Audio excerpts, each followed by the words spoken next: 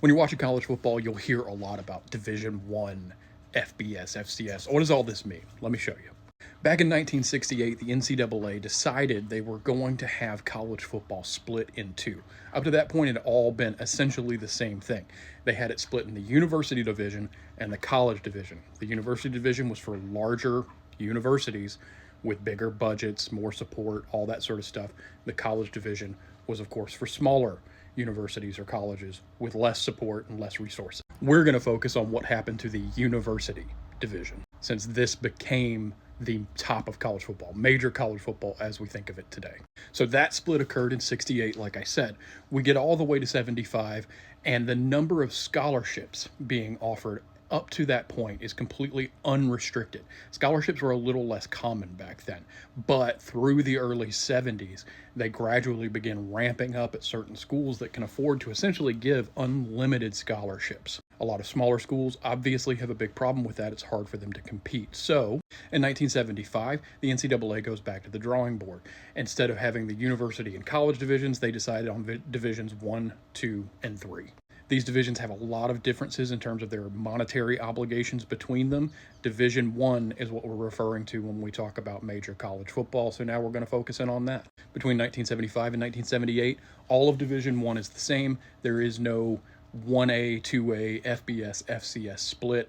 Everybody from Alabama to Harvard are in the same division if they're in Division 1. But in 1978, some of the very biggest and wealthiest schools, what we would today call FCS, decide they want yet more autonomy and yet more money available for them to invest in their football programs. So we get a split between Division 1A and Division 1AA.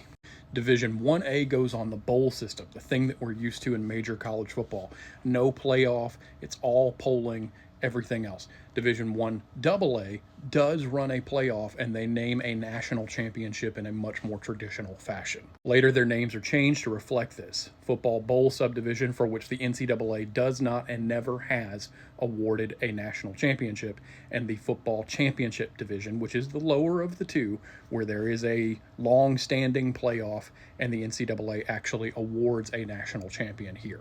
This includes most of your HBCUs, all the Ivy League, a lot of things like that. Your FCS schools. Now we'll focus in on FBS, major college football.